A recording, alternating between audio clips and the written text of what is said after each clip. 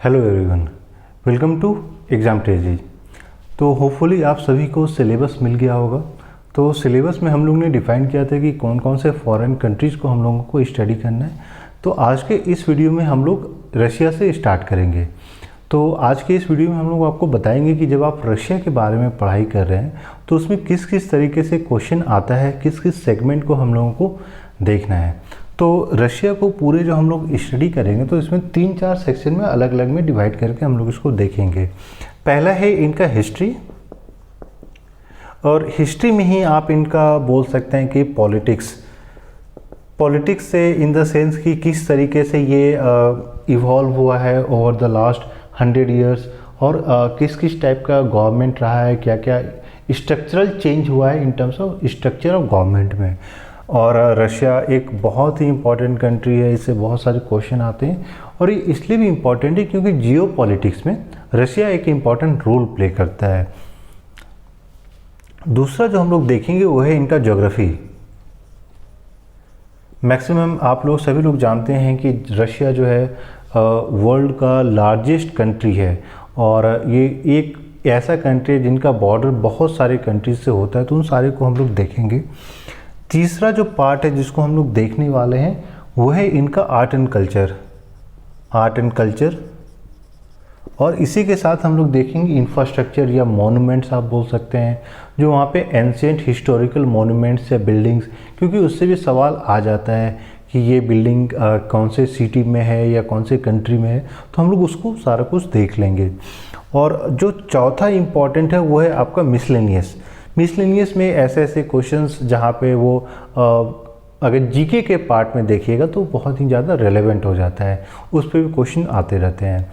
और जब हम लोग ये सारा कुछ डिस्कस करेंगे तो हम लोग ये भी डिस्कस करेंगे कि पिछले 10 साल में रशिया पे क्या क्या क्वेश्चन आया है। तो और ये जो आपके रशिया से रिलेटेड जितने क्वेश्चंस आए हैं, ये चीज़ हम लोग आपके साथ सेपरेटली शेयर करेंगे। तो आइए देखते हैं आज रशिया के बारे में।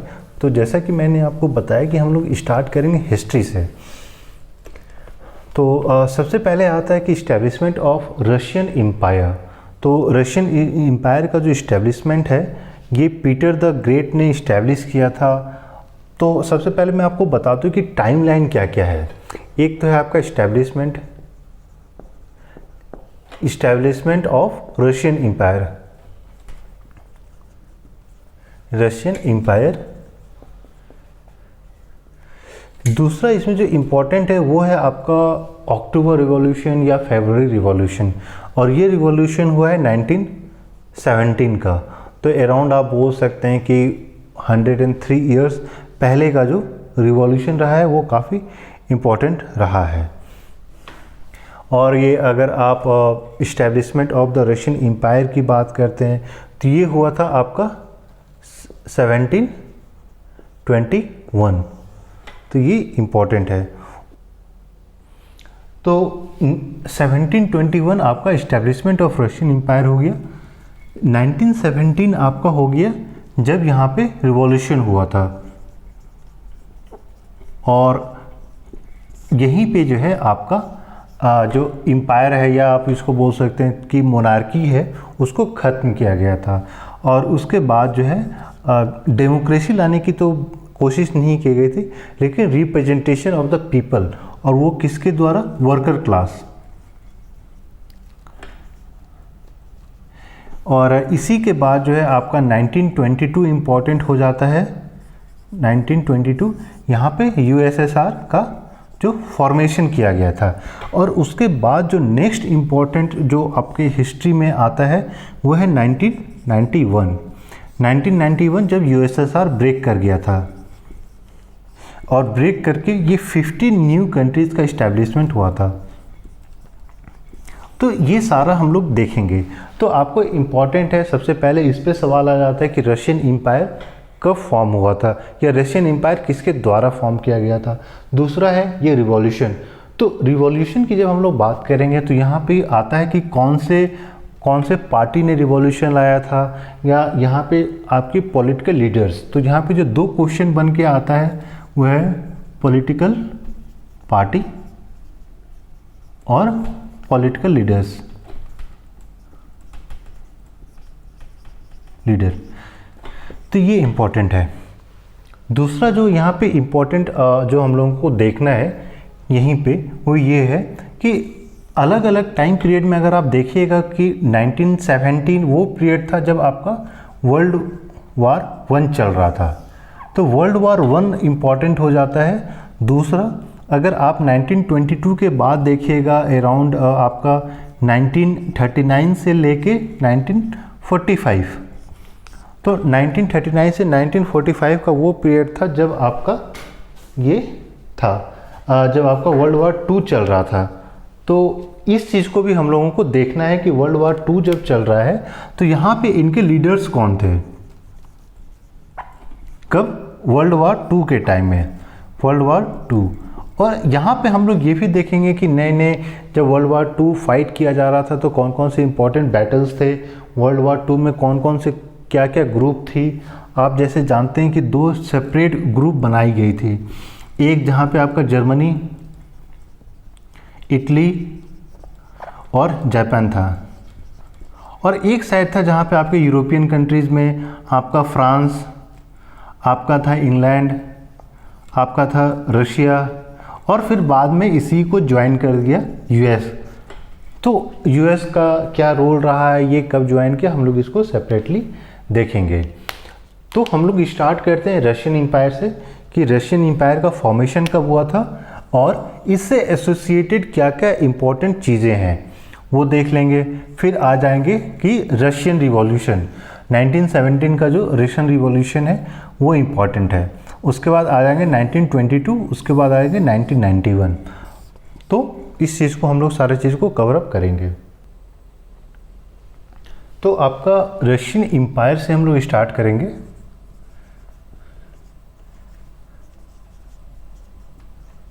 तो जैसा मैंने बताया रशियन एम्पायर आपका फॉर्म हुआ था 1721 में, और ये फॉर्म किया गया था पीटर द ग्रेट द्वारा,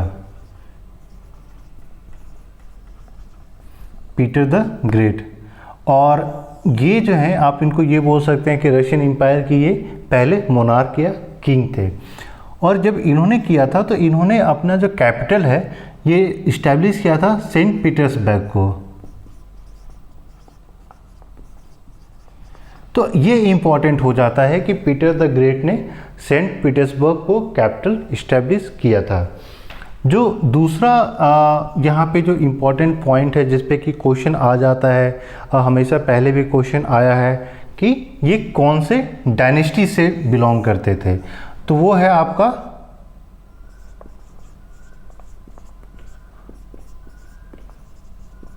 रोमानोव डायनेस्टी।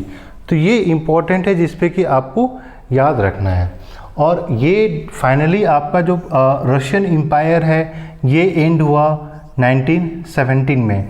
और यहाँ के जो लास्ट किंग थे वो है निकोलस II। तो आपका जो फेब्रुअरी रिवॉल्यूशन था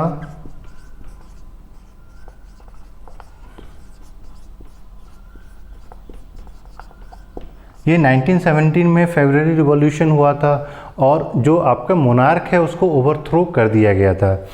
और यहीं पे आपके जो किंग थे निकोलस II और इनकी फैमिली, इनको साथ में सभी को एक्सक्यूट कर दिया गया था। इनको पहले जेल में डाला गया था फिर एक्सक्यूट कर दिया गया था। तो ये इतना इम्पोर्टेंट नहीं है, लेकिन ये इम्पोर्टेंट है कि अगर मान लीजिए कि रशियन एम्पायर के लास्ट किंग कौन थे तो वहाँ पे आपको निकोलस II लगाना है।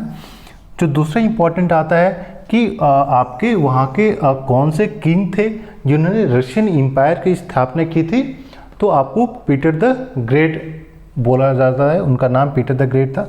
और ये इस्टेब्लिशमेंट हुई थी 1721 में।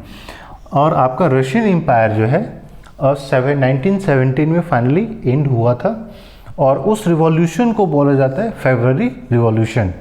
और जिसमें लास्ट इंपॉर्टेंट पॉइंट है, कभी कभी ये भी पूछ दिया जाता है कि रशियन एम्पायर का स्थापना किसके द्वारा किया गया था, किस डायनेस्टी के द्वारा, तो वो है रोमानोव डायनेस्टी। तो इस चीज़ को आपको इम्पॉर्टेंट है, इस चीज़ को आप 100% आप याद कर लीजिए कि अगर मान लीजिए डायनेस्टीज़ के बारे में या रशियन एम्पायर के बारे में क्वेश्चन आएगा तो इतना ही आएगा। और लास्ट में कि रशियन एम्पायर का जो आपका कैपिटल था वो सेंट पीटर्सबर्ग था। ये इम्पॉर्टेंट है, तो इसको आप लोग याद रख लीजिएगा। और हम लोग आगे सेंट पीटर्सबर्ग के बारे में भी सेपरेटली डिटेल्स हैं, इसके बारे में हम लोग डिस्कशन करेंगे। तो आप लोगों ने देख लिया रशियन एम्पायर का, देख लिया। जो नेक्स्ट इम्पॉर्टेंट था वो है आपका फेब्रुअरी रिवॉल्यूशन, जिसको हम लोग फैब रिवॉल्यूशन भी बोलते हैं। और ये आपका हुआ था कब? 1917। ये इसलिए इम्पॉर्टेंट है क्योंकि यहीं से आपका जो आप बोल सकते हैं कि कम्युनिज्म की जो स्थापना की गई थी, या जो कम्युनिस्ट पार्टी ऑफ रशिया की बात आप अगर करते हैं, तो यहीं से सारा कुछ प्रोसेस स्टार्ट हुआ था। और यहाँ पे जो एक इम्पॉर्टेंट पॉइंट है कि ये देखने का कि कौन इसको कौन सी पॉलिटिकल पार्टी ने ये पूरा रिवॉल्यूशन लाया था, तो वो है आपका बोल्शेविक पार्टी।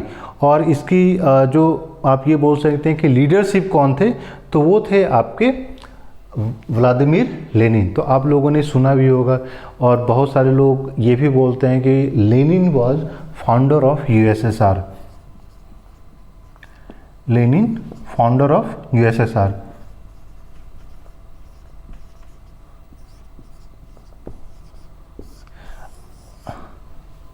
ठीक है।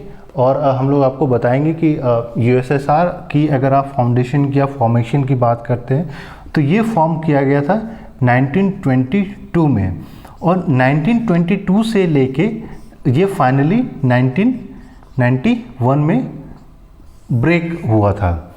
और आगे चल के जब हम लोग जर्मनी के बारे में आपको पढ़ाएंगे, तो इससे रिलेटेड और जर्मनी से रिलेटेड जो सारी इन्फॉर्मेशन है वो भी हम लोग आपको इसके साथ ही शेयर करेंगे। क्योंकि जब आप जर्मनी के बारे में पढ़िएगा तो वहाँ पे एक इम्पॉर्टेंट इवेंट हुआ था, वो है फॉल ऑफ बर्लिन। तो उसके बारे में भी हम लोग डिस्कस करेंगे, और वो भी आपको अभी ही वीडियो में बताएंगे कि यूएसएसआर का क्या रोल रहा है जर्मनी को लेकर, क्योंकि वो भी इम्पॉर्टेंट है और उस पर भी क्वेश्चन आता है। अब या तो वो रशिया के नाम पे आप उसको पढ़ लीजिए, या जर्मनी के टॉपिक पे आप उसको पढ़ लीजिए, लेकिन वो इम्पॉर्टेंट है। तो हम लोग ये भी कोशिश करेंगे कि इंटर रिलेटेड जो भी इंफॉर्मेशन है हम लोग दोनों जगह डिस्कस कर लेंगे, सो दैट कि आपको 100% याद हो जाएगा। तो जो पार्टी की मैंने जो बात की थी, जो इम्पोर्टेंट पार्टी है जिसको लेनिन ने फॉर्म किया था और लीड किया था, वो है आपका बोल्शेविक। तो ये बोल्शेविक्स इम्पॉर्टेंट है और इस पे आपको याद रखना है, क्योंकि क्वेश्चन इसी पे आ जाता है। आपको 4 ऑप्शन दे दिया जाएगा और ये पूछ दिया जाएगा कि फेब्रुअरी रिवॉल्यूशन 1917 का किस पार्टी ने लीड किया था। और इसमें ये हुआ था कि आपके जो वर्कर्स क्लास है उनको इन लोगों ने आप ये बोल सकते हैं कि this was the uprising of the worker class, जहाँ पे इन लोगों ने अपने किंग को एब्डिकेट कर लिया था और इन लोगों ने ये कोशिश की थी कि हम लोग एक सोशलिस्ट नेशन फॉर्म करेंगे। और आपका 1917 से लेके 1922 का जो पीरियड है ये बहुत ही अनस्टेबल पीरियड था रशियन हिस्ट्री में। और फाइनली 1922 में जाके सोवियत यूनियन, जिसको आप लोग बोलते हैं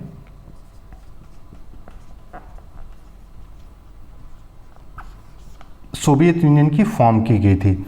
और यहाँ पे एक इम्पॉर्टेंट जो आप ये बोल सकते हैं कि वर्कर्स आर्मी को रेड आर्मी का भी नाम दिया गया था।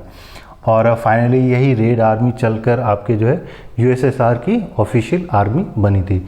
और मान लीजिए क्वेश्चन इस पे भी आता है कि रेड आर्मी किस कंट्री के आर्मी को बोला जाता है, तो आपको इस पे रशिया लगाना है। बहुत सारे लोग इस पे कंफ्यूज हो जाते हैं। जब मैंने देखा था कि जब बहुत सारे लोगों से हम लोगों ने कॉल पे ही पूछा था इन टर्म्स ऑफ कि ये देखने के लिए कि प्रिपरेशन आपका कितना चल रहा है, तो बहुत सारे लोगों ने चाइना को बोल दिया था कि चाइनीज़ आर्मी को हम लोग जो है रेड आर्मी भी बोलते हैं। तो इन से पॉइंट को आपको याद रखना है और क्वेश्चन जो है इसी पे आ जाएगा।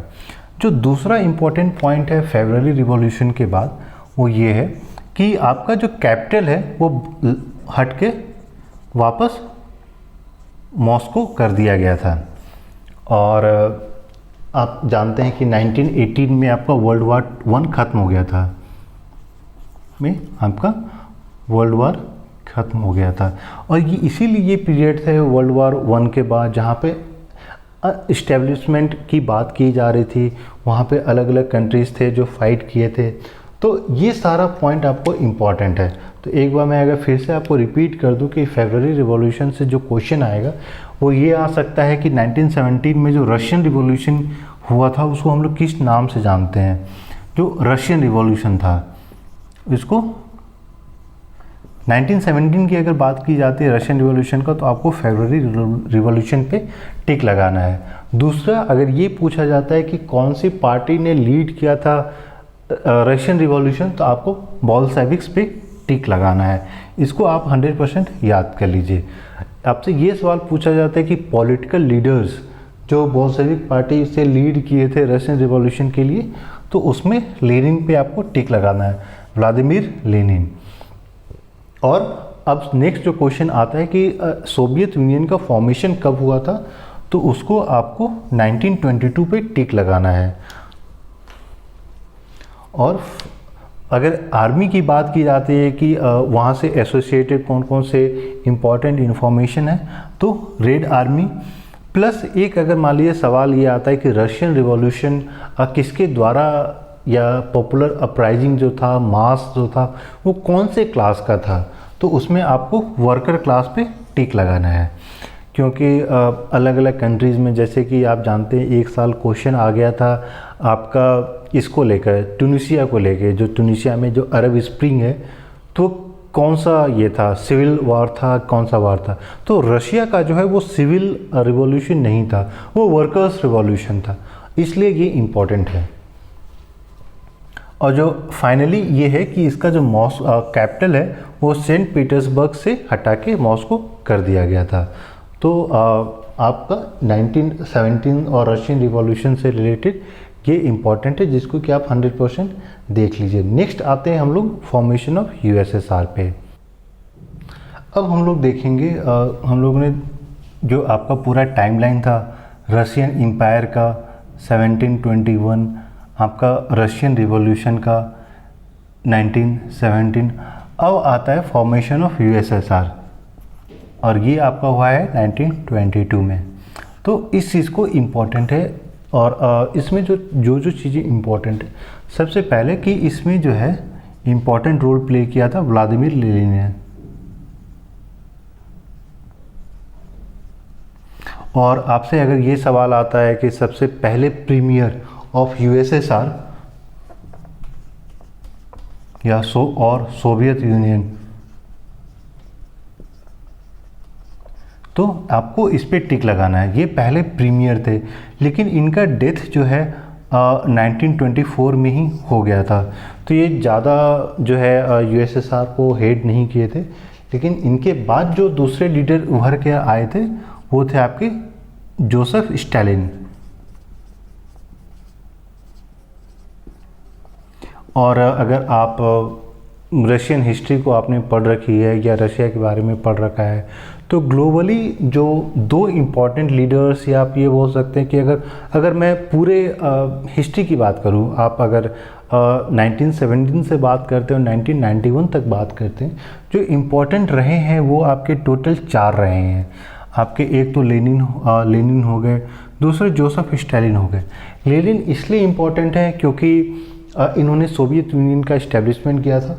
जोसेफ स्टालिन इसलिए इम्पॉर्टेंट है क्योंकि ये लार्जेस्ट, आप ये बोल सकते हैं कि लॉन्गेस्ट सर्विंग आपके ये थे, हेड थे किसके, यूएसएसआर के।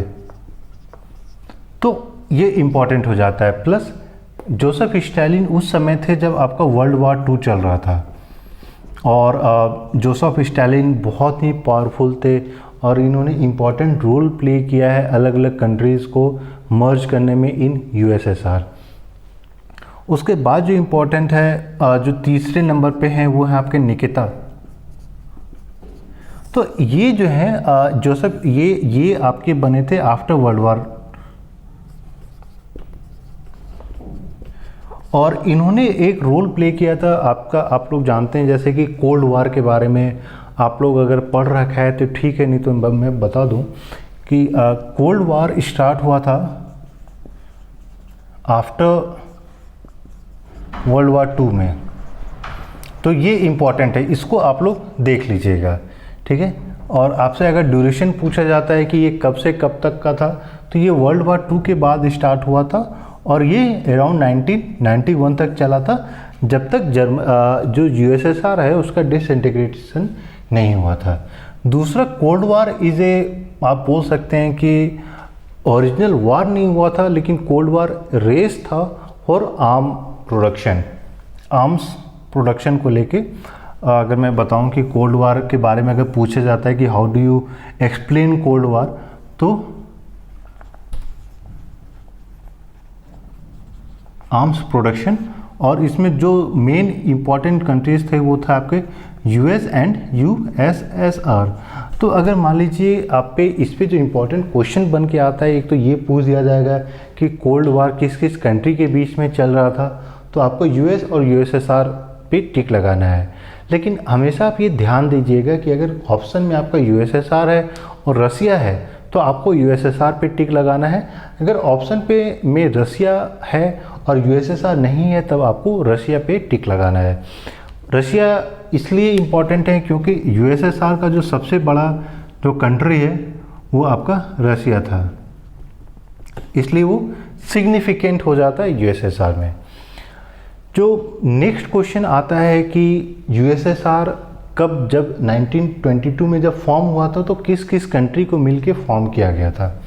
तो इसमें 4 इम्पॉर्टेंट आप बोल सकते हैं यूएसएसआर के फॉर्मेशन में। एक है आपका रसिया,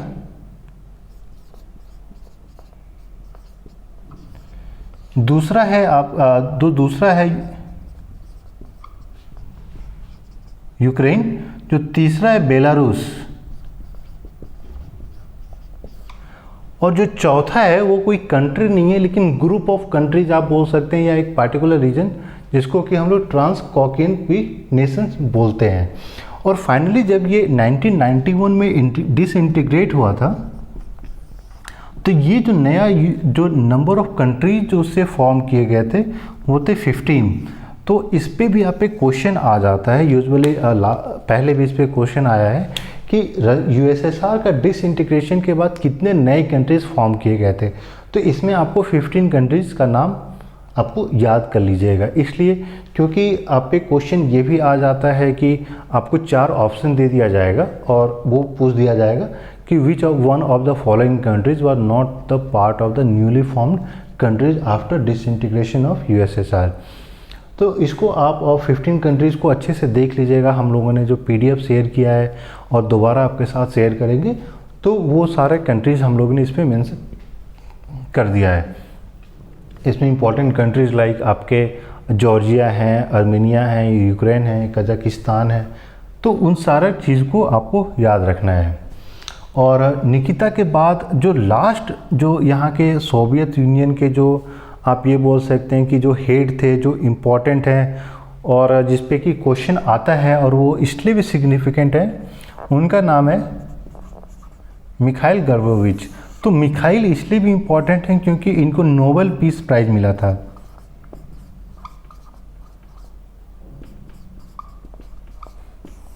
तो ये एकमात्र, अब आप ये इमेजिन कीजिए कि सोवियत यूनियन के लीडर जिनको कि नोबेल पीस प्राइज़ दिया गया है, ये इसलिए भी एक आयरोनिकल है क्योंकि आप जान सकते हैं कि रशिया जो है था एक आपका जो पूरा यूएसएसआर था वो एक डिक्टेटरशिप टाइप का था जहाँ पे कंट्रीज़ को कब्जा किया गया था। तो वो इम्पॉर्टेंट है और इनको नोबेल प्राइज़ इसलिए दिया गया था क्योंकि इन्होंने एक इम्पॉर्टेंट रोल प्ले किया है, नॉट इन टर्म्स ऑफ तोड़ने के लिए लेकिन ऑफ द इंडिपेंडेंस और लिबरेशन ऑफ डिफरेंट कंट्रीज़। तो 1991 में जो अलग अलग कंट्रीज़ का जो फॉर्मेशन हुआ था उसमें मिखाइल जो है एक इम्पॉर्टेंट रोल प्ले किए हैं। और इसी से बात आती है रशियन फेडरेशन की बात।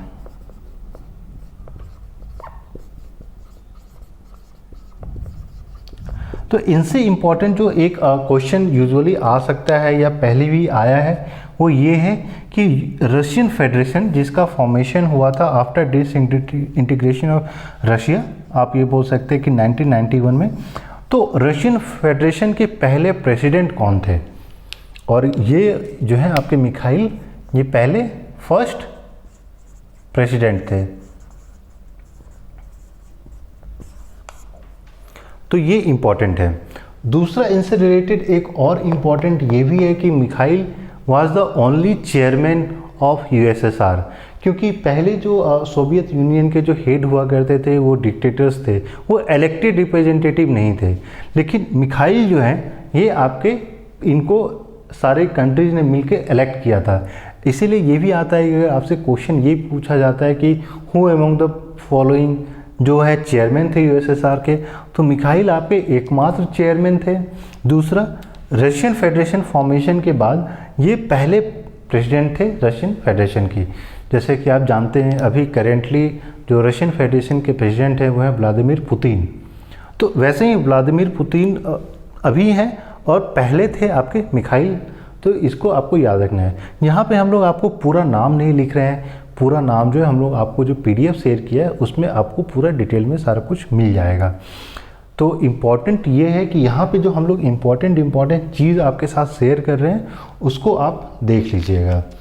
और यहाँ पे एक बार मैं फिर से रिपीट कर दूँ USSR के बारे में, तो USSR का फॉर्मेशन जो है 1922 में हुआ था और इम्पॉर्टेंट रोल जो प्ले किया गया था फॉर्मेशन में वो है व्लादिमीर लेनिन।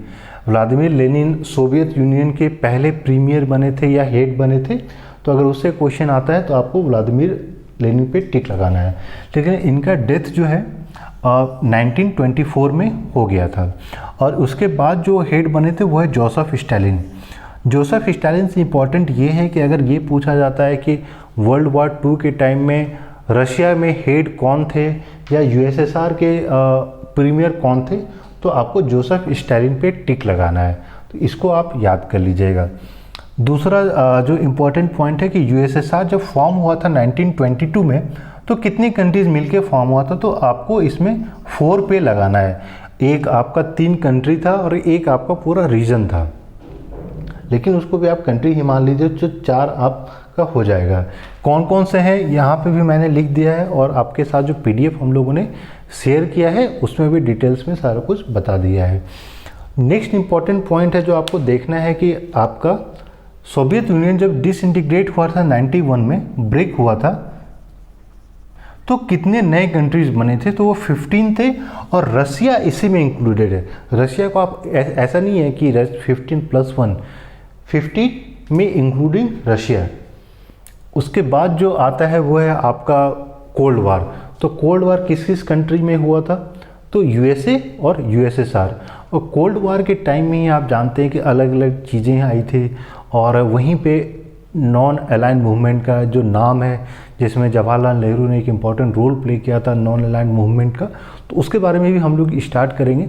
लेकिन आपका जो नॉन अलाइन मूवमेंट है नाम, वह फॉर्म हुआ था in response to cold war. तो इस पे भी सवाल आ जाता है, तो उस पर हम लोग डिटेल में आपके साथ आगे भी डिस्कस करेंगे। उसके बाद आता है कि मिखाइल जो है USSR के लास्ट प्रीमियर हैं और USSR के एकमात्र चेयरमैन भी थे और रशियन फेडरेशन जिसका फॉर्मेशन हुआ था आपका 1991 में, उसके फर्स्ट प्रेसिडेंट थे। और मिखाइल को जो है नोबेल पीस प्राइज़ भी दिया गया है इनके रोल के लिए। तो वो सारा चीज़ इम्पॉर्टेंट है।